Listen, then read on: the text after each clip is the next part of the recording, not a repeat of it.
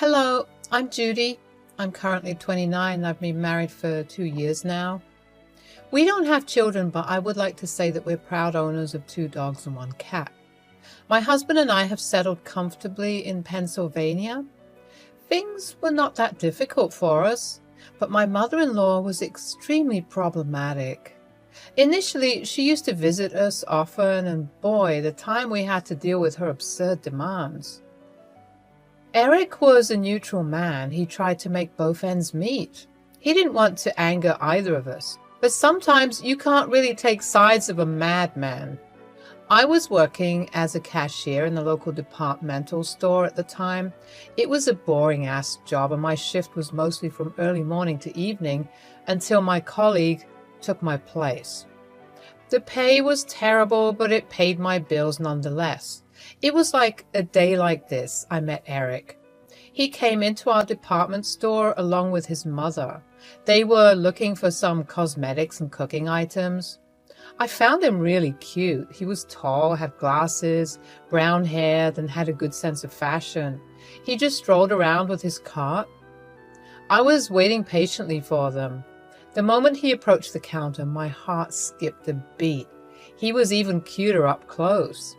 As I was making their bills, his mother demanded that I segregate some of the items in different packets. Geez, I hate when I have to do that. Why can't she and her son do it? Mom, not again. Here, let me do it for you. No, baby, let the young girl do it. She knows her job. She gets paid for it. I get it, but there are a lot of items. If we don't provide an extra hand, it's going to take forever, and there are people waiting in line, Mom, please. Son, when I say I want the young girl to do it, I want her to do it. Now be a good boy and stand aside. This was probably the weirdest thing I witnessed. I was 26 at the time, and he was probably 27 to 28, still being treated like a big baby. I giggled quietly to myself. The son was super embarrassed. He couldn't even make a single eye contact with me. After all the things were packed, they left. The mother was overly talkative and demanding. She waited for a whole ass 8 minutes, guiding me on how to put what in what packets. When something was done not to her liking, she would immediately stop you and make you do it whole damn thing again. I feel bad for the girl who would marry the guy. A hell of a woman she would have to deal with. I was done with my shift for the day. I got changed and headed outside when suddenly I saw someone walking up towards me. It was the guy from today morning. He looked so flustered. He bought a few things and handed it over to me. Hey, look, my mom was very rude today and I'm sorry on her behalf. She can get a little... Oh my God, you really didn't have to. That is awfully nice of you. It's all right. I have dealt with customers like that. Yeah, but well, how can I make it up to you? It was just a small thing, really. You don't have to worry about making it up to me. Geez, besides, you already checks the packet. Ice cream. I do run an art gallery, like I'm the curator. Well, in simple words, I manage artists' work and showcase their talent. People come to watch and critique and all other boring stuff. But it can get a little less boring if you can come to my place for a little cup of coffee. What do you say? Are you asking me on a date? Well, if you want to look at it that way, then be it so. You don't really mind, do you? I don't, but is this all for what happened today, or... To be honest, no. I found you really cute, and well, damn, this is embarrassing. Rather, visit my gallery. I'll get time to muster some courage by then. Here's my card. You can give me a call at any time. It was a pleasure meeting you. Looks at the card. Eric, I'm Judy, just in case. Pleasure was all mine, Judy. See you soon. Let's hope so.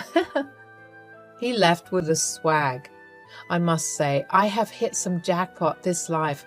A curator who owns an art gallery shows interest in plain old boring me? Well, okay, let's see how long this can go. Weeks passed and the memory of our encounter lingered in my mind. I finally mustered the courage to take Eric up on his invitation. I took his card from my purse and gave his number a call. Hello, Judy. Wait, how did you know it was me? I never called you before. You may call it anything, guess, telepathy, or intuition. I think I would call it waiting desperately for my crush to call. Oh, shh, you're exposing my secret. So, Judy, did you think about my proposal? Of course, that's why I called. I wanted to take an appointment, dear sir. You are indeed funny. There's no appointment needed when it's you. Just come a little before lunch, as I have things to prepare. We wouldn't want you to barge in on your surprise now, would we?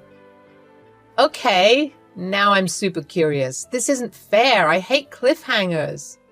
Well then, let's not wait for the next episode. Tomorrow, 11? Yes, done deal, monsieur. The day I visited the gallery, I was wearing a nice floral dress. Makeup, not too much. Kept it elegant and simple. The moment I reached the alley, a rush of excitement and nervousness washed over me. I had always appreciated art, but had never delved deep into its rich tapestry. As I walked through the gallery's doors, I was greeted by Eric, who handsomely grinned. He took me on a personalized tour, sharing stories about the various artists and their work. The passion and knowledge he exuded were contagious, and I found myself captivated by his every word. We spent hours strolling through the gallery, lost in the beauty that surrounded us. Eric's eyes sparkled with joy as he described the emotions and stories behind each piece. It was as if the art came alive under his guidance, whispering secrets and inviting us to dive deeper into their mysteries. So, doesn't it get difficult, the competition, I mean? While my gallery is smaller and more compact than the famous ones, I introduce underrated artists. Many rich clients wanted to buy from this place. I may not have reached fame, but it's not fame that I seek. I seek the joy of exploring new concepts and meanings. It's just me. You are different, Eric. It's nice to see someone not running after recognition all the time. Oh dear. It is 30 minutes past 1. You must be hungry. Shall we eat? His dining room was something straight out of a Victorian novel. It was so pretty and well decorated. I was baffled by the aesthetic sense of this man. I was now low-key getting really insecure. I felt like Eric was too good for me. I mean, any woman would be charmed by the elaboration made by him. The table looked like royalty. Geez, do I even deserve this? Of course I don't. But Eric never made me feel small. He was warm and welcoming, even offered to serve me. You did all this for us? Are you serious? Of course. Why not? It's just the two of us. Oh, Eric, you really didn't have to work so hard just for us. I would have been happy with takeout, really. Nonsense. Takeout for a lovely lady? Absolutely not. We were having such a wonderful time with beautiful background music taking place. I almost got lost in my own wonderland when suddenly we both heard rapid footsteps down the hallway. It came closer to the door and the door swung open. It was Eric's mother. The woman made a dashing entrance, which reminded me of those soap opera actresses. I tried my best to contain my laughter. Oh, here you are. I've been screaming your name and no response. How hurtful. I thought you weren't home, but here I see you're having dinner with a... Eric's eyes widened with a mixture of shock and concern. He quickly rose from his attempts to conceal his uneasiness. My heart raced as I stood up, feeling a wave of anxiety wash over me. I had not anticipated this unexpected encounter with his mother. Mother, this is Judy. She's a friend. A very special friend. I know who she is. The lazy cashier from the departmental store. I can remember her face when I need to. His mother's piercing gaze shifted from Eric to me, her eyes following my every move. I felt a sudden urge to shrink under her gaze, but I stood my ground, determined not to let her judgment affect me. Well, Eric, I didn't realize you were inviting street cats into our home. It would have been nice to be informed. Mom, please don't talk like that. I was about to. I wasn't aware that you were coming today. Well, I was here to deliver my home-cooked pie, but you have a whole food galore going on yourself. I'll just keep it on the table. Whether you eat it or throw it, it's up to you. Oh, Mother. Mrs. Anderson, how about you join us? I mean, we do have plenty, and we would love it if you could make some time. Kim was unfazed by my proposal. She kept the pie on the table and looked sharply at Eric. Well, I hope you're enjoying your meal, dear. Remember, we have an appointment later. Don't let this distraction get in the way. She left. The room was filled with silence. I felt like the aftermath of a tidal wave hitting a lonely shore. We tried to keep our composure after that. I could see Eric was shaking. He did seem like the sensitive kind, and I loved that about him. I poured some champagne into his glass. He looked at me. He couldn't help but feel extremely at fault for his mother's behavior. Eric, I understand if you need to go. Judy, I'm sorry about my mother's behavior. It's complicated. But I don't want her to ruin our time together. Let's finish our lunch. As we continued our meal, the sound of laughter gradually filled the room once more, pushing back against the lingering tension. We focused on the love and companionship we shared, allowing it to be our shield against the toxicity that occasionally seeped into Eric's life. We used to have secret outings and risky dates. His mother was always up on his heels. She would always call and ask him if he was with me or not. He would give some excuse and then cut the call. The connection between Eric and me blossomed into a deep and profound love. We continued to explore the realms of art, creativity, and life together, allowing our shared passions to strengthen the bond that grew between us. However, with each passing day, the disapproval from Eric's mother, Mrs. Anderson, grew more evident. She made her disdain for our relationship known. She opposed our love and dismissed it as nothing more than a passing phase. Her constant disapproval cast a shadow of doubt and uncertainty over our path. But, despite the hatred from Mrs. Anderson, Eric and I never wavered in our commitment to each other.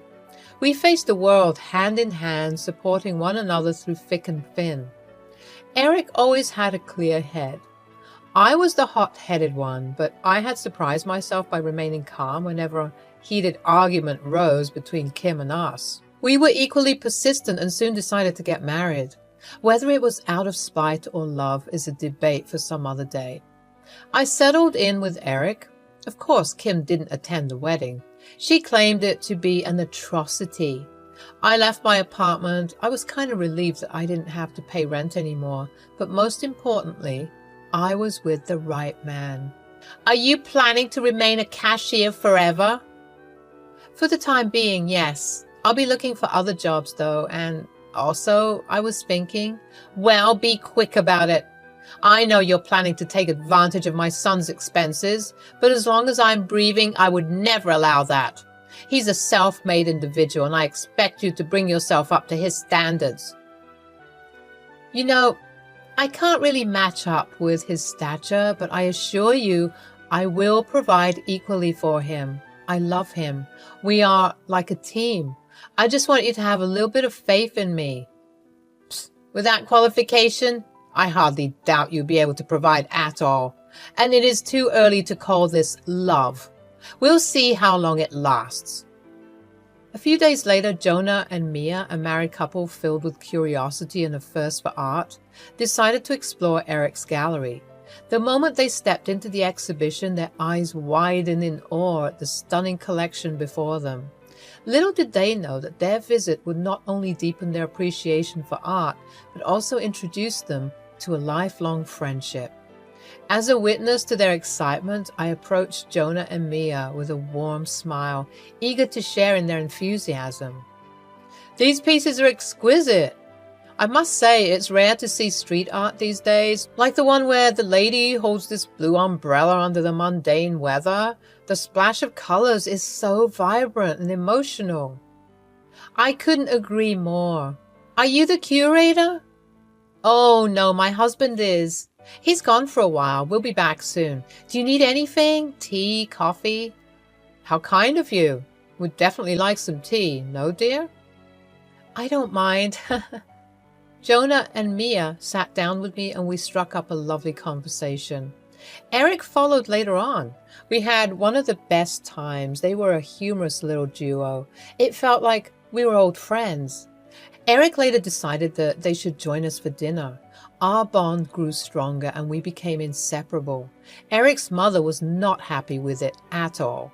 She would pay random visits, interrupt our time, and take Eric with her for some important stuff. She was never approving of our marriage. I doubt things would get any better.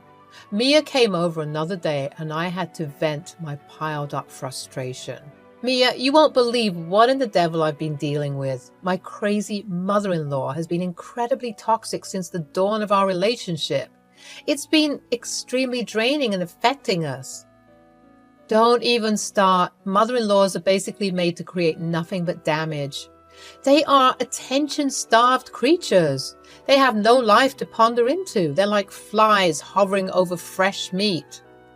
Oh, sheesh, girl, you must be going through a lot yourself, huh? I mean, I was, but then Jonah and I decided to confront her about it. Trust me when I say the aftermath was not pretty. I meant it. She made some scenes. I'm just glad we have left and past it. Should I confront her too? How does Eric feel about it? Well, he mostly takes my side. He's not the kind of guy who likes conflicts.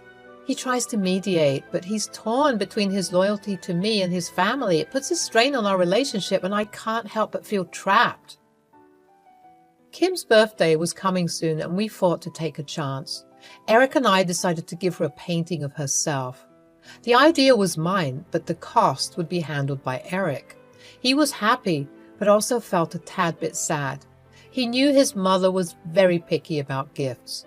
He just hoped she liked it, but it was really not worth it. I would never forgive that woman. What the hell is this? Mom, this was a small birthday gift from... Birthday gift from you? Kim inspected the painting. You think you can try to get in my heart through this gesture? Well, you are wrong. I didn't need this shit. Take it back to whatever garbage you brought it from. I left it there. I didn't want to give it back. It was, after all, an effort made by Eric as well. He went to one of his finest artists and paid him $50,000. That is no joke. I felt so bad. I told him I will pay it off to him bit by bit.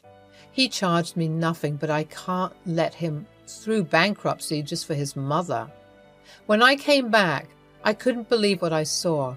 I stood there in utter shock, witnessing the most vile character of a human being.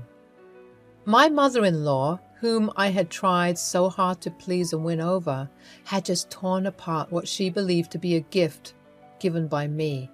But little did she know her impulsive act had unleashed a wave of regret that would crash over her in an instant. The room fell into an eerie silence as mother-in-law stood, holding the torn canvas in her hands, an evil smirk on her face. Her eyes glinted with what appeared to be satisfaction, unaware of the weight of her actions. I watched as the torn pieces of what she believed was a valuable painting fluttered to the floor. There you go. Since you wouldn't do it yourself, I did it. Mother, but why? This is a very expensive gift. So? Who told you to spend your money on me? No, it wasn't my... I could hear rapid footsteps down the hallway. Eric entered with a birthday cake in his hand.